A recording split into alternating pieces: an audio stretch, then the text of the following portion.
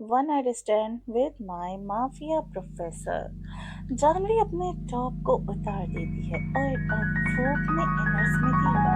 जानवी को बस डिनर में इनर्स में देखकर आहान उसे पहले बताया और आज जानवी अपनी आंखों को बंद करके अपने इनर्स को भी उतार के फेंक देती है। आहान तो बस उसे देखता ही रह जाता है। उसकी हरकतों को कुछ देर तक उसे सर से लेकर पैर तक देखा है और फिर उसके पीछे जाकर खड़ा हो जाता है और अपना कोट उतार कर उसे पहना देता है और उसे पीछे से गले लगाकर उसके पेट को अपने हाथों से सहलाते हुए कहता है, तुम मेरे साथ रहोगी? जानवी हैरान हो जाती है। आहान के कोट पर आहान को देखने लगती है और आहान उसके कंधों पर उठाकर उसे लेकर पेड़ को बाहर आ जाता है और फिर गाड़ी में बिठाकर खुद ड्राइविंग सीट पर बैठ जाता है। ड्राइविंग सीट पर बैठने के बाद वो सीट बेल्ट लगाता है और जानवी को भी सीट बेल्ट पहना देता है और गाड़ी स्टार्ट कर देता है। और इंग्लिश बोलेंगे ना तो वो कुछ बोलती ना ही आहान कुछ बोल पाता। वो सब एकदम खामोश थे। उसके बाद आहान हाई स्पीड में गाड़ी चलाता है और गाड़ी को अपने घर के सामने लाकर रोकता है और फिर खुद गाड़ी से उतरकर जानवी का हाथ पकड़कर उसे गाड़ी से उठाता है और फिर वो दोनों बड़े से घर में एंटर करते हैं। कुछ देर के बाद आहान उसे कमरे में ले जाता है और वो दरवाजे को बंद करके अपने पेट को डाल देता है, जिसे देखकर जानवी को लगता है कि शायद आहान अब उसे सजा देगा। ये सोचकर वो बिल्कुल तैयार होने लगती है कि आहान अपने बेल्ट उतारकर अपने हाथों में अजीब तरीके से बेल्ट को उलझाते हुए बेड के पास आकर बेल्ट को खोल देता है और अपनी शर्ट के बटन्स खोलता है। तो जानवी तो बस सिर झुकाकर खड़ी थी और आहान के परफ्यूम की खुशबू उसके नाक में जा रही थी। वो काफी कोशिश करने के बावजूद अपने सिर को ऊपर उठाने की कोशिश रुक नहीं पाती। वो सर उठाकर आहान को देखने लगती। भले ही आहान अभी काफी फोर्स कर रहा पर अभी भी इतना हैंडसम था कि कोई भी लड़की उसे देखकर पागल हो जाए। वाकई ऊपर से उसकी बॉडी जिसे देखकर कोई भी खुद को कंट्रोल ना कर पाए, पर वो भी पसीने में भीगा हुआ था और पसीने की वजह से जैसे वो चमक रहा था। शर्ट को उतारकर वो साइड में फेंकता है और उसके बाद जानवी को देखता है। पीछे मुड़कर जानवी भी उसे देखती है और फिर जल्दी से अपनी नजरों को नीचे झुका लेती है। उसके बाद वो महसूस करने लगती कि आहान उसके करीब आ रहा है, जिसे जानवी महसूस करके वो पूरी तरीके से तैयार थी जो होने वाला है। पर अब आहान उसके बगल से गुजर जाता है और फिर उसे वॉशरूम का दरवाजा बंद होने की आवाज आती है और वो देखती है कि वहां वॉशरूम चला गया। वो हैरान हो गई थी ये सब देखकर। काफी देर के बाद जब वो होश आता है तो वो बिस्तर पर जाकर बैठ जाती है। काफी देर तक खड़ी रहने की वजह से कमर में दर्द होने लगा था उसे, इसलिए वो अपने जूतों को उतारकर बिस्तर पर लेट जाती है। वहीं आधे घंटे के बाद आहान नहाकर बाहर आता है। उसने अपनी कमर पर एक सफेद टाल रैप कर रखा था, जिसे देखकर वो अपनी नजरों को नीचे झुका लेती है। पता नहीं आज उसके साथ क्या हो रहा है। वहीं आहान अपनी शर्ट पहनने लगता है, शर्ट के बटन लगाता है और वो बिना पीछे मुड़े कहता है, डिनर बन चुका है, डिनर लेकर आओ, मेरे को ना भूख लगी है ना। जानवी जल्दी से खड़ी हो जाती है और फिर झुककर देख पाए कोट इतना ज्यादा लंबा नहीं था कि उसका पैर उसमें उलझ जाता है और वो मुंह के बल नीचे गिर जाती है। उसके ऊपर से कोट सरक जाता है और अंदर तो वैसे भी उसने कुछ नहीं पहन रखा था, जिसे देखकर आहान उसके करीब आता है और उसे अपने कोट में बैठाकर उसे बिस्तर पर ले जाकर लेटा देता है और थोड़े गुस्से में कहता है, स्टूपिड गर्ल, तुम इतनी बेवकूफ कैसे हो सकती हो? तुम्हें चलना भी नहीं आता क्या? दिन पर दिन चलना भी भूल रही हो तुम्हें? अपने पैरों का इस्तेमाल करना चाहिए। ये सुनकर वो मुंह बनाकर कहती है, वो बस में गलती से गिर गई, जानबूझकर नहीं। अपने गोद में मेरा पैर उलझ गया, वरना मैं नहीं गिरती। आहान बस उसे गुस्से से देखता रहता है और उसके बाद वो उसके पैरों को देखता है जो लाल पड़ चुके थे। वो ऑइंटमेंट लेकर आता और फिर उसके पैरों पर उसे लगा देता, फिर उसके सर को चूमकर खुद क्लोजेट की तरफ जाता है और फिर कुछ देर बाद बाहर आता है। उसने अभी अपना ट्राउज़र पहन लिया था, फिर वो बाहर आता है। थोड़ी देर के बाद वो अंदर जाता है और उसके पीछे-पीछे एक मेड भी अंदर आती है, खाना रखकर चली जाती है। फिर आहान दरवाज़ा लॉक कर देता है और फिर उसके करीब आकर बैठ जाता है। एक ही प्लेट में खाना निकालकर उसके सामने रखकर कहता है, खाना खा लो। जानवी थोड़ी डरी हुई थी, पता नहीं क्यों। उसे लग रहा था बकरी को हलाल करने से पहले जिसे खिलाया पिलाया जाता है ना, ताज़ा किया जाता है, ये आदमी भी कुछ ऐसा ही करना चाहता है। पर उसे भूख इतनी ज़्यादा लगी थी कि वो सारा खाना खा सकती थी। ऊपर से सब कुछ उसकी पसंद का बना था। बिरयानी को देख के तो उसके मुंह में पानी आ गया। जल्दी से प्लेट को उठा लेती है और अपने आराम से खाना खाने लगती है।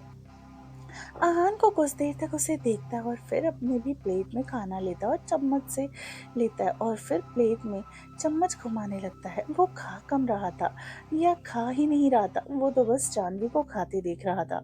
कुछ देर के बाद जानवी अपनी प्लेट खाली कर देती है और फिर पास में खाने की टेबल पर जाकर अपनी प्लेट में थोड़ा और खाना लेती है और गुलाब जामुन के कटोरे को अपने साथ लेकर आ जाती है। फिर वो प्लेट खत्म करती है और गुलाब जामुन खाने लगती है। कि पसीने छूट रहे थे, वो एक बाइट भी नहीं खा पा रहा था और वो कब से खुद को कंट्रोल कर रहा था, बस जानवी की हालात को देखकर। पर अब उसे लग नहीं रहा था कि वो खुद को कंट्रोल कर पाएगा। वहीं जानवी ने अपना खाना खत्म किया, पर आहान को तो ऐसे प्लेट में चम्मच चलाता देखकर वो हैरान होकर कहती है, खाना नहीं खाएंगे क्या? उसकी बातों को सुनकर आहान होश में आता और फिर एक निवाला अपने मुंह में लेता है और कहता है, हाँ मैं खा रहा हूँ, तुमने खा लिया? वो हाँ में सर हिलाती है। उसके बाद आहान उसे वॉशरूम की तरफ इशारा करके कहता है, फ्रेश हो लो, मैंने तुम्हारे लिए वहाँ ड्रेस रखी है अंदर। वो हाँ कहती है और फिर उठकर वॉशरूम में चली जाती है। वहीं इतनी देर में आहान खाना खत्म करता है। हालांकि वो पूरा नहीं खा पाया क्योंकि उसका पूरा फोकस तो जानवी पे था, खाने पे थोड़ी ना। उसके बाद मेड आकर सारी प्लेट्स और बचा हुआ खाना लेकर चली जाती है। वहीं आहान इंतजार कर रहा कि जानवी काफी देर से फ्रेश होकर बाहर आती है। वहीं उसके अंदर आने के साथ कमरे में एक महक फैल जाती है गुलाब की, जो काफी ज्यादा अट्रैक्टिव थी। और आहान दरवाजे की तरफ देखने लगता है। जानवी आ रही थी। उसने कुछ नहीं पहना था, उसने बस अपने बदन पर एक पतली सी टॉवल को लपेट रखा था। आहान उसे सर से लेकर पैरों तक देख रहा था। ये लड़की कितनी सुंदर है, इसका बदन जैसे काफी ज्यादा फुर्सत से बनाया गया है।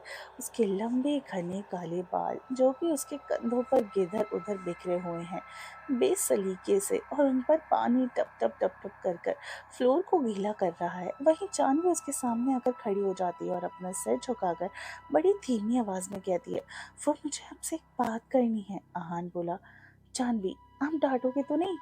आहान, अगर बात डांटने वाली हुई तो जरूर।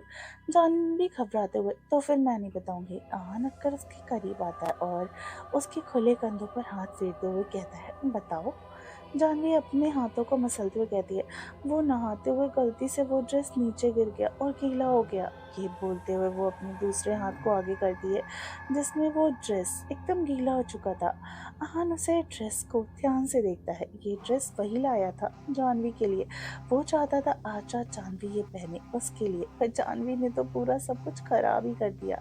हालांकि उसे पता था ये लड़की ने इसे जानबूझकर ही किया होगा, क्योंकि ड्रेस जहाँ पर था वहाँ पानी बिल्कुल नहीं आ सकता।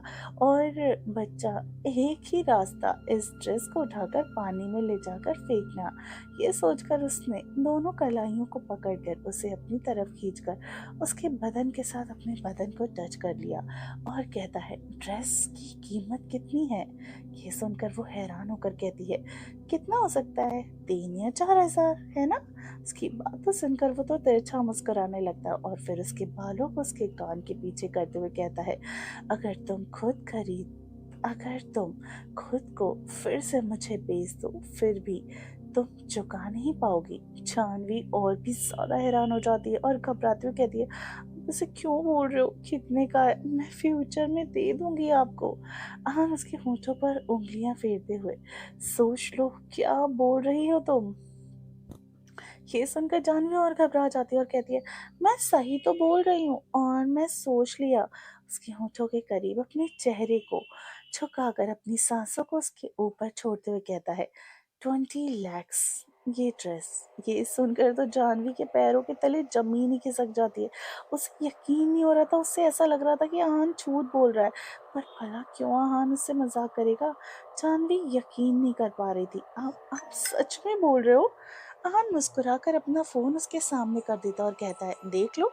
ये सुनकर वो हैरान होकर ड्रेस की कीमत को देखने लगती है। आहान झूठ नहीं बोल रहा था। उसे अपने भाई के लिए 20 लाख की जरूरत थी और यही होने की एक छोटी सी ड्रेस पर इतना पैसा खर्च डाला, इतना पैसा, इतने इनके पास, फिर भी ये उनके साथ ऐसा कर रहा है। ओ माय गॉड, ये सोचकर आहान को हैरानी से देखने लगती। वही आहान को छोड़कर बेड पर जाकर अपने हाथों को फोल्ड कर कर बैठ जाती और कहती है, क्लोजेट में तुम्हें मेरी शर्ट मिल जाएगा, उसे पहन लेना, ठीक है? ये सुनकर जानवी भागते हुए क्लोजेट चली जाती है और वहां से एक वाइट शर्ट लेकर पहन लेती है, जो उसके घुटनों से भी नीचे तक, उसके पैरों तक आ रही थी। वो बहुत क्यूट लग रही थी, या आप कह सकते हैं प्यारी सी। आहान की शर्ट में एक खरगोश, छुपा हुआ खरगोश, जिसके बस चेहरा ही बाहर था और उसके छोटे छोटे पैर। वही आहान जो कि अपने लैपटॉप को लेकर बैठा था। जानवी को ऐसे देखकर उसका शांत हुआ अंदर का शैतान जैसे से फिर से जाग जाता है। वहीं जानवी घबराते हुए बेड पर आकर बैठ जाती है और आहान को अपना लैपटॉप को साइड में रखता है और उठकर बालकनी के पास जाकर बड़े से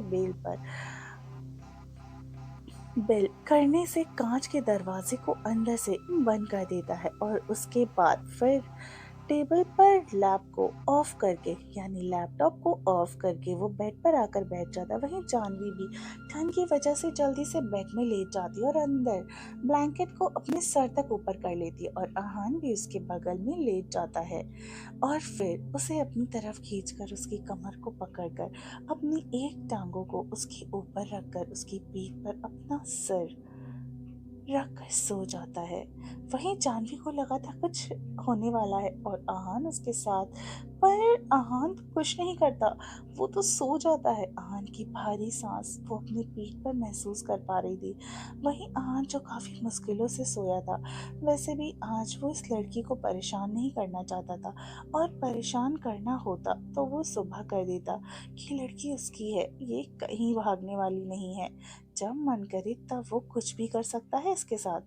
अगली सुबह जानवी वॉशरूम से फ्रेश होकर बाहर निकलती है। वही आहान तैयार हो चुका था कॉलेज के लिए। जानवी भी तैयार हो जाती है और फिर दोनों नाश्ता करके कॉलेज के लिए निकल पड़ते हैं।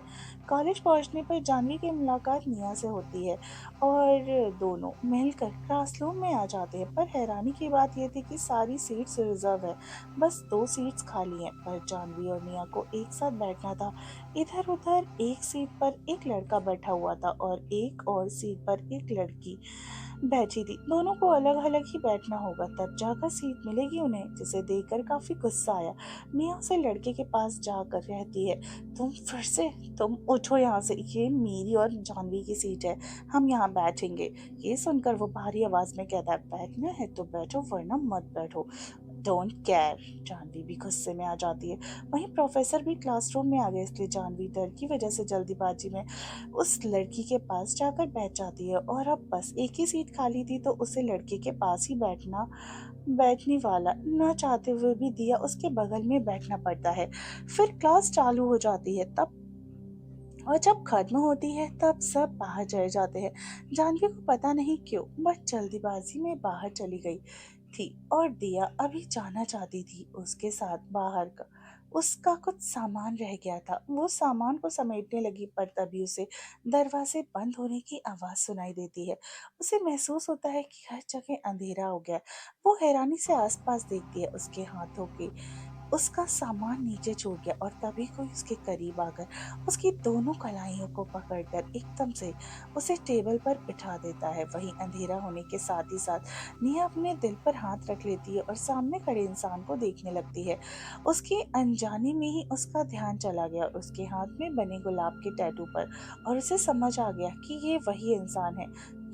कौन कौन वो, वही वो लड़का उसके चेहरे के पास उसका चेहरा लाकर अपनी ठंडी आवाज में कहता है, दूर क्यों जा रही हो मुझसे? ये बोलकर वो लड़का यानी दक्ष उसके करीब आने लगता है। वहीं दिया डर की वजह से खड़ी हो जाती है और उसके सीने पर हाथ रखकर उसे दूर धक्का देने की कोशिश करते हुए कहती है कि क्या चाहते हो मुझसे? क्यों पीछा कर रहे हो मेरा? ये सुनकर दक्ष उसके बालों को कसकर पकड़कर उसे करीब आकर उसकी कमर पर हाथ रखकर दूसरा वाला फिर उसे अपनी बॉडी के साथ चिपका कर कहता है, आज रात को तुम मेरे भेजे गए एड्रेस पर पहुंच जाना टाइम पर, वरना तुम्हारे साथ क्या हो सकता है तुम सोच भी नहीं सकती हो। निया इतना डर चुकी थी कि वो डर की वजह से अपना सिर हमें हमें हिला देती है। दक्ष गुड गर्ल लो बोलकर बाहर चला जाता है और दिया बस अपने आंसू भरी आंखों से उसे देखती रहती है। और फिर पूरा दिन बीत जाता है। वो जैसे तैसे वक्त बीत रहा था। निया डर और ज्यादा घबराहट की वजह से उसका डर बढ़ता ही जा रहा था। वो किसी को बता भी नहीं सकती थी अपने डर के बारे में। उसके बाद वो कॉलेज खत्म होता है जानवी और वो कॉलेज से बाहर आ जाते। तभी जानवी का फोन बजता है। ये आहान का कॉल था। उसे समझ में आ जाता है कि आहान आहान चाहता है कि आज भी वो उसके साथ रहे। वो गहरी सांस लेती है और कहती है जो मैं भी जा रही हूँ बाय। ये बोलकर वो चली जाती है। वहीं उसे ज्यादा देख कर दिया मन ही मन गुस्सा हो जाती है, पर उसे अभी उस जगह के लिए निकलना था। उसके पास एड्रेस भी आ चुका था। अब उसके पास कोई रास्ता नहीं बचा था। वो एक टैक्सी करके निकल पड़ती है उस जगह पर। वहीं आज काफी ज्यादा ठंड थी क्योंकि हवा चल रही थी और आसमान में काली बादल घिराए थे। वहीं टैक्सी एक सुनसान जगह पर आकर रुक जाती है और वहां से कुछ ही दूरी पर रास्ते के किनारे एक बड़ा सा पेंट हाउस था। वो टैक्सी से उतरकर डरते हुए उस घर की तरफ जाने लगती है। वो काफी धीमे कदमों से डर डर के, और काफी डर तो लग ही रहा था ना उसे उस जगह जाने पर। वैसे भी उस समय उसे रात उसने ऐसा कुछ देखा था जिस वजह से वो चाह कर भी अब किसी को नहीं बता सकती थी और इससे दूर भी नहीं जा सकती थी। वह पूरी तरीके से फंस चुकी थी। फिर वह डरते हुए दरवाजे के पास आकर डोरबेल बजाती है, पर कोई दरवाजा खोलने नहीं आता। वो डरते हुए धीमी आवाज में कहती है, कोई है अंदर? कोई है? प्लीज। कोई कोई आवाज नहीं होता और दरवाजे पर हाथ रखकर धीरे से पुश कर दिए तो दरवाजा खुल जाता है, जिसे देखकर वो धीमे कदमों से अंदर आ जाती। तभी दरवाजा बंद हो जाता और हर जगह अंधेरा। बस थोड़ी थोड़ी चीजें ही दिख रही थी, पर जाना तो था उसे। वो डरते हुए सीढ़ियों के पास जाती है और फिर कुछ सीढ़ियां चढ़ती है और एकदम से कोई उसे पीछे से अपनी बाहों में भर लेता है और इसे दीवार के साथ टिकाकर उसे गोद में उठा लेता है और उसके दोनों पैरों को अपनी कमर में जबरदस्ती लपेट लेता है और उसके सीने को चूमने लगता है, जिसे महसूस करके वो डर से अपनी आंखों को बंद कर लेती है और उसकी शर्ट को कस के पकड़ लेती है। उसकी परफ्यूम की खुशबू से ही वो समझ गई कि ये दक्ष है। वो दक्ष उसके बैग को वहीं दक्ष उसके बैग को छीन कर फेंक देता है और फिर बिना रुके उसके कपड़ों को रिमूव करने लगता है। वहीं दिया मजबूरी में बस बर्दाश्त कर रही थी। कुछ ही देर में दोनों के कपड़े नीचे गिरे थे। वहीं दिया महसूस करती है कि वो दोनों अभी भी सीढ़ियों के पास ही हैं। ये महसूस करके वो घबराते हुए धीमी आवाज में कहती है, हमें बेडरूम में जाना चाहिए। ये सुनकर दक्ष, जो उसके सीने को पागलों की तरह मसल रहा था, उसके हाथों से और किस भी कर रहा था, एकदम से रुक जाता है और उसे ऐसे ही गोद में लेकर ऊपर आ जाता है। फिर लात मारकर कमरे का दरवाजा खोलता है और फिर उसे बेड पर पटक देता है। उसके बाद वो उसके ऊपर आकर उसे कमर को देखता है उस कमरे को देखता है और फिर उसके पेट पर हाथ रखकर अपने हाथों को नीचे ले जाते हुए कहता है, आज की रात में जिंदगी भर याद रखने वाला है। वो ये बोलने के साथ ही साथ लक्ष्य उसके पैरों को काफी हद तक अलग कर देता है और उसके करीब आकर वो उसके करीब आता है और फिर उसके साथ वो जबरदस्ती करने लगता है। इस सब वजह से दिया को काफी पेन हो रहा था। वो अब और बर्दाश्त नहीं कर पाती है। वो अपने नाखूनों को कस के उसके शरीर पर गड़ा देती है, पर वो बिल्कुल भी नहीं रुकता है। इसकी वजह से वो बहुत ज्यादा पेन में थी और धीरे धीरे वो उससे पूछता है कि बताओ तुम्हें कैसा लग रहा है अब। ये सुनकर दिया का मन करता है कि वो उसे जान से मार डाले। उसे काफी दर्द हो रहा था। उसे ऐसा लग रहा था कि आज वो मर जाएगी। वो बर्दाश्त नहीं कर पा रही थी। वो तो वही जानती थी कि वो कैसे खुद को चिल्लाने से रोका था। ये पूछ रहा था कि कैसा महसूस हो रहा। पर अगर जवाब नहीं देती तो खतरा उसे पर ही था। ये सोचकर वो गहरी सांस लेकर कहती है, अच्छा लग रहा है बहुत। ये सुनकर वो मुस्कुरा देता है और फिर उसके होठों को धीरे से किस करता है और अपनी मूवमेंट्स को बढ़ा देता है। अब तुम्हें और अच्छा लगेगा, ये बोलते हुए वो काफ़ी रफली तरीके से उसे हर्ट करने लगता है। और वहीं दिया अपने दर्द की वजह से अब उसकी पीठ पर अपने नाखूनों से उसके निशान बना देती है। वहीं तक काफ़ी इंजॉय कर रहा था, उसकी हरकतों को देखकर ये पता चल रहा था दक्ष कितना ज़्यादा एंजॉय कर रहा है। तकरीबन आधे घंटे के बाद ही दक्ष उसके ऊपर से हटता है और गहरी गहरी सांसों को लेकर कहता है, फील सो गुड आफ्टर। निया गुस्से में उसे देखती है और फिर उससे दूर हो जाती है और कहती है, अब मैं जा सकती हूँ। ये सुनकर वो निया को अपने और करीब खींच लेता है और ये सुनकर वो निया को अपने करीब खींच लेता है और वो फिर से उससे कहता है, क्या मैं एक राउंड और कर सकता हूँ? ये ये सुनने के बाद तो निया का दिमाग ही जैसे खराब हो गया था और वो उसके साथ 1, 2, 3, 4 कई राउंड्स करता है और फिर वो कहता है, अब से तुम मेरे साथ रहोगी, मेरे साथ ही कॉलेज जाओगी और साथ ही साथ घर भी आओगी, वरना तुम्हें पता है ना क्या होगा? ये सुन के तो निया डर से चिपक जाती है और कहती है, मैं नहीं जाऊंगी।" वो मुस्कुराता है और फिर निया को अपने ऊपर कर लेता है और उसके छोटे-छोटे हाथों को चूम कर कहता है, "now it's your turn." Oh my God! बहुत कुछ ज़्यादा ही हो रहा था, ये कुछ डार्क हो गया।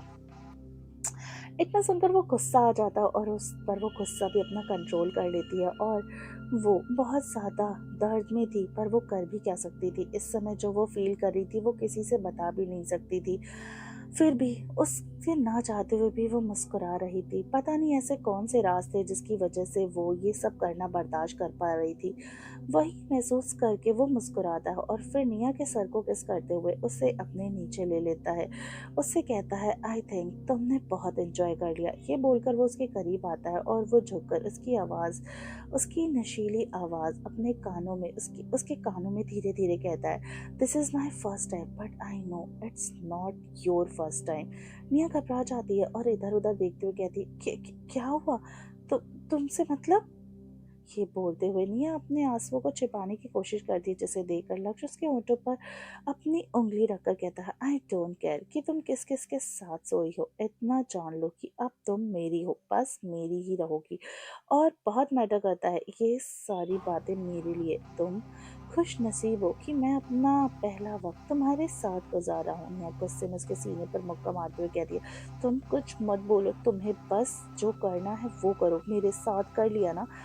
तुम झूठ बोल रहे हो कि ये तुम्हारा फर्स्ट टाइम है, इतना तो मैं भी जानती हूँ, ये तुम्हारा फर्स्ट टाइम बिल्कुल भी नहीं। ये सुनकर वो हंसते हुए कहता है, तुम तो काफ़ी समझदार हो। निया गुस्से से उसे दूर हटने की कोशिश करती है, पर वो हिसाब बराबरी का हुआ। ये सुनकर लक्ष्य गुस्से से उसके बालों को पकड़ कर कहता है, कुछ भी बराबरी का नहीं है। हाँ, ये मेरा दूसरा टाइम है, पर पहले तुम्हारे साथ ही था।